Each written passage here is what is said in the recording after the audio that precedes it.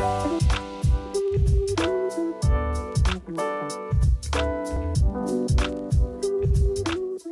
I'm Pete May, co-founder of Greene Biz Group, and I'm excited to be here today with Jeff Greene, who's R&D Technical Director for Sustainable Packaging at Gillette. Jeff, great to have you here on Greene Biz Studio. Thank you, Pete. It's great to be here. Great, and I'll start by fair disclosure that I used my Gillette Mach 3 razor this morning, so I don't know if that's on my face, if that's a testament to the Gillette, the quality of Gillette products or whatever, but I will get that out right from the start. So good to have you on here. And as we start out, I always like to ask, somebody like you started out. I think you were in college and a electrical engineer, and you've had a career path in packaging at Gillette. Tell us a little bit about how you. Looks like about 3 or 4 years ago, you segued into sustainability. Talk to us a little bit about that venture. Yeah, absolutely. So, I feel very fortunate to have a great career with Procter & Gamble and Gillette. As you say, I studied engineering, electrical engineering, and so, I'm definitely in a different field kind of now, and that isn't one of the things that's great about P&G and Gillette is that we have some flexibility to sort of form careers as we have interests. I went through, the manufacturing organization. I worked in the engineering organization. I was close to packaging then. I was close to packaging machines. Got to see how, sort of the internal supply chain operates within Gillette and P&G, and you can really see some opportunities that are there. And then really for about the past 10 years, I've worked in packaging. It's the last 3 years that I've been the director for global sustainable packaging. But, really those my past roles within P&G are really making me much more effective in my current role to understand all of the things that come behind packaging and all of the things that can impact sustainability. And so now as we go forward and we help design sustainable packaging, right, really make sure we do it with a nice holistic kind of perspective. I would also add that, part of it is that I have a personal passion for sustainability. I have 2 grade school children, right, and, watch a lot of the news coverage on the way plastics are getting into our ocean. So the field of sustainable packaging is one that, not only works well with my interests and my skills, but one that we can really see, clear benefit from, which is something that I find more rewarding in my career. Well, I think that's a great point, and a great point too, that, I think sustainability leaders that are really effective, they tend to work with different parts of their organizations. And certainly we've seen, we've worked with Procter & Gamble and various brands within P&G for a long time. But I'm curious for you to talk a little bit now about Gillette. How are you specifically prioritizing reduction and elimination of packaging within? I mean, you're in an area, I guess it's the FMCG, the fast moving consumer good areas where traditionally packaging and waste has been a big part of the stream. How are you changing practices there? Absolutely. As a matter of fact, I'll even so I even brought a little demo, right? The world of the past, right? And then where we're already at today, right? Moving to paper packaging. You said it right. So what we do, of course, at Gillette is we listen to the consumers. The consumers are telling us that we've done consumer research into this, and consumers are telling us that even men, right, that the majority of men recognize plastic pollution as a significant problem. The vast majority of men are willing to make lifestyle choices, to do something better for the environment. And so we hear that, and that's why we feel like, a key goal for us is to move to recyclable packaging. We follow the Procter & Gamble 2030 goals, which is to say that 100% of our packaging will be recyclable by 2030. At Gillette, as I showed that paper carton, though, we know we can make significant progress very quickly.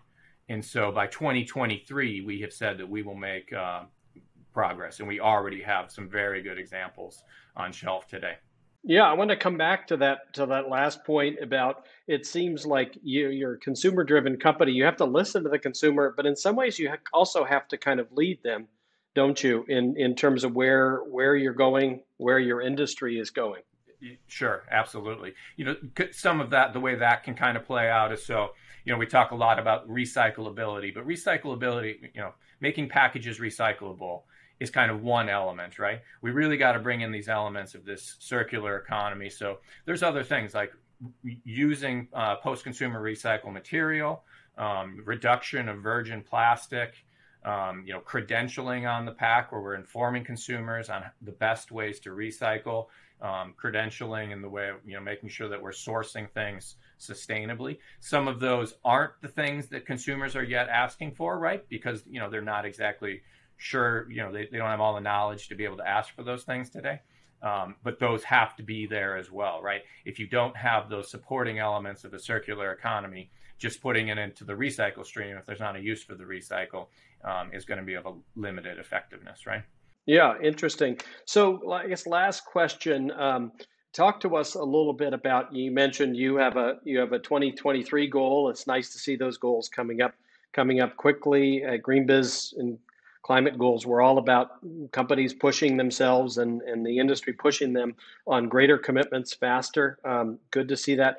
Talk to us a little bit about what does sustainable packaging from your perspective, what does it look like in 2023, and how do we get to a better place later on by 2025, 2030? Right. We in Gillette are very focused on a move to paper packaging. It works well for us. It doesn't necessarily work exactly the same for all P&G categories where you maybe have some liquid products. For us, we see the opportunity before us. We want to use folded paper cartons where we can, like the Gillette packaging that we have on shelf today. We have a product line called Planet Kind that we put on shelf, right, where we're using paper packaging and we're using recycled plastic in the handle.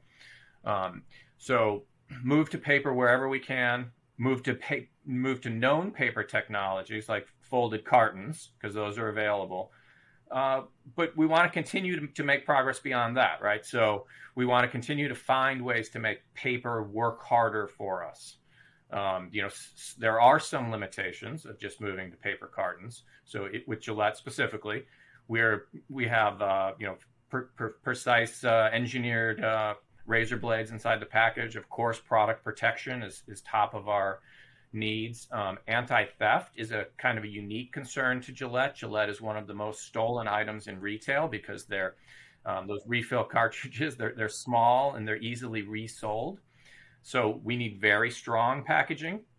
Traditional paper carton doesn't always meet our needs for all of our product lines. Some of the ways that we're thinking about paper packaging in the future, we love a technology right now that kind of brings together the starch that you can get out of potatoes and cellulose fibers, where you can mix them together and then you can do some injection molded paper options. We love that starch option because they're using a waste stream, the peels of potatoes from one industry, the food industry, that would have been, waste product, but you can bring that in, mix it with some paper. That's one of the technologies that we see that can make paper stronger. We also have to be looking at ways where we can bring as much paper making, in-house as we can. It doesn't make sense to put a whole paper machine in the middle of one of our factories because they're very big, very complex processes. But there are newer technologies where you can have, smaller increments of capacity of forming paper, not necessarily making paper sheets, but making paper pressed trays. And the newer technologies can do that in more of a dry sense, where we really could line that up with some of our packing lines so that at the front end of our packing line, we're pressing down paper, forming our trays, filling it with product, and then getting that out the door. There's definite sustainability benefits in that, where we don't have to have external suppliers who are making products for us, bundling them up, putting them on a truck, shipping them. The more that we can bring all those processes together, the more that we're going to see sustainability advantages. And we're going to continue to evaluate, beyond paper, just other materials that are out there, right? There's a bit of a standing joke that we have on the floor where we talk about the mushroom pack, as in packs made out of mushrooms, which may not exactly be the best fit for Gillette, but it's a way for us to think of, continuing to think of what is next on natural materials that we can use for packaging, right? And what is the best way we can implement those. Oh, that's great, great stuff, and I look forward to seeing the innovations there toward better packaging, toward and frankly less packaging. Yes. And I know those are dual goals. So I look forward to continuing this discussion with you. It's great. We should definitely check in before 2023. So we can see your progress being made, and then on to 2030. But Jeff Greene from Gillette, thanks for joining us on GreenBiz Studio today. Thank you, Pete. It's a pleasure.